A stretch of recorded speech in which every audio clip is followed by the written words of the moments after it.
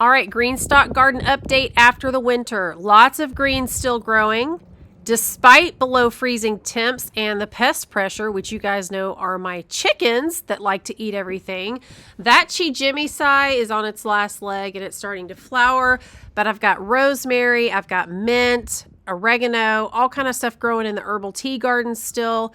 And I've got lots of babies starting to sprout up, y'all. So this is really exciting because I was thinking I might have to plant some more, but I might just let it go and see what it does throughout the spring. Y'all can see my chickens demolish those greens right there.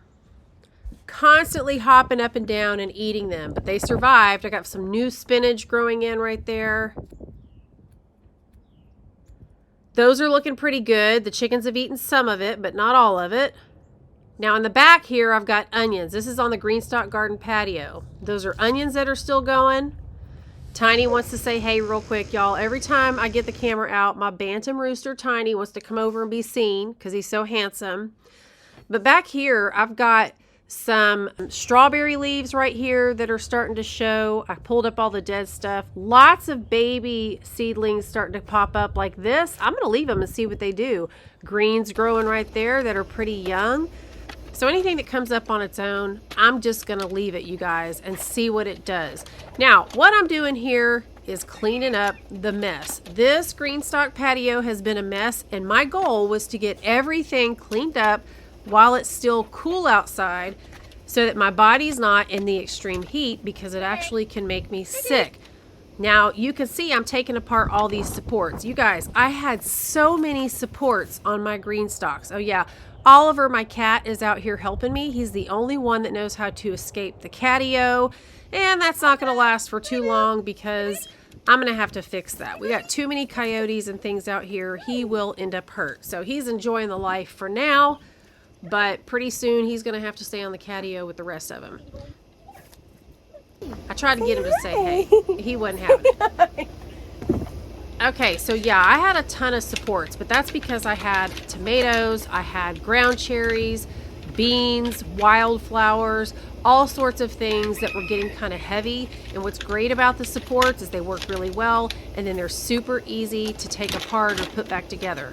So I'm going to get rid of all of them for now so that I can clean up the GreenStalk Garden patio. Y'all see that gate back there? I can't even get through it. There's so much dirt on the floor and stuff that I've pulled out that I can't even move the GreenStalks right now. So first things first, give myself some more room by taking off the supports, and that way I can start sweeping up the floor part of it and then moving these GreenStalks around. Now, what I noticed this past season, if y'all have kept up with my videos, I know a lot of you guys are new that watch my videos, but I used to have all this on the other side of my sunroom, and it actually worked out perfect as far as the sun, not a lot of pests and things like that, but my cats were always in them. So I had this GreenStalk Garden patio built on the other side of the sunroom. And by the way, there's Pancake, y'all. He's one of my roosters too. He's a silky rooster. Gave him a little food and he's just hanging out. They're probably 20 feet away from me. So I had this patio built, but now what's happening is that because of the wood around it and how many GreenStalk gardens I have, there's not enough sun to go all the way to the bottom of each of the GreenStalk gardens. And so what I'm going to have to do is take some of these out of here so that they have a little bit more access to the sun. So I think I'm going to have some in the greenhouse once that's finished. And I may keep some out front like I've got right now. We'll see. But I know I need to get rid of some of the ones that are here on this patio so they can have more sunlight. Y'all, it has been an absolute muddy, disgusting mess. There has just been so much rain out here. So the other day, before the storm came, I ran out and pulled as many of the vines and stems out that I could possibly get before it started pouring again. So I didn't get it all done.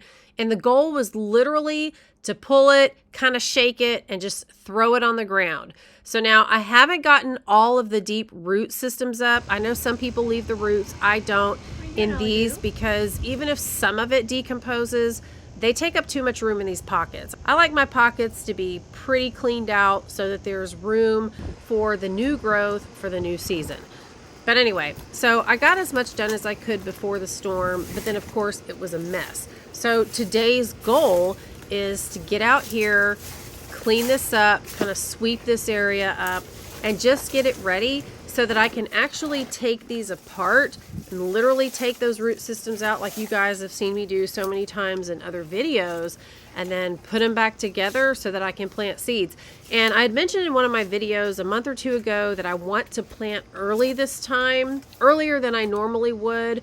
And seeing all of these things that are still coming up, that are young or even new, that just shows me that they're pretty resilient. And so I just want to try my hand at planting things early, especially my greens, and just hope they make it through the low temps. We're not done having freezes. We've got lots and lots of days left with the temps around 34, 32 and below. So we'll just kind of see how it goes. But I want to get this cleaned up and get started. And I wanted to do some succession planting anyway, so that they're not all flowering at the same time.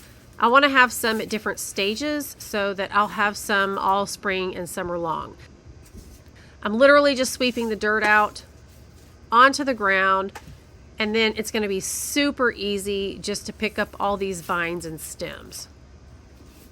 Now, once I am done with that, I have to get 6 large boards off this patio.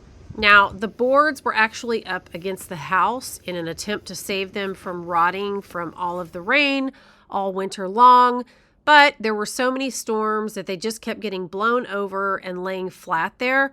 And so I'm going to have to totally get them off the patio. I have a feeling they're going to be wet, but I need to free up that space so I can kind of spread things out and clean up. So that's going to be a doozy for me. Those are super heavy. I'm probably going to have to take my time in doing it too. But you can see the dirt and stems are gone right here. It's already looking better. So super pleased. It'll be nice to actually have a little bit of elbow room to get some work done in here. All right, so let me get these boards out and then I'll show you what it looks like when I'm done.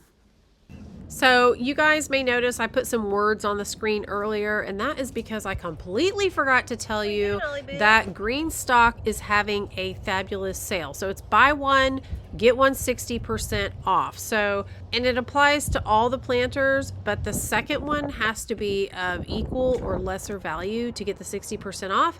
And then you can take my code LOLLY10, it's all caps, stack that on top of the sale price and get another $10 off. And it's free shipping to the lower 48 states for anything over 150.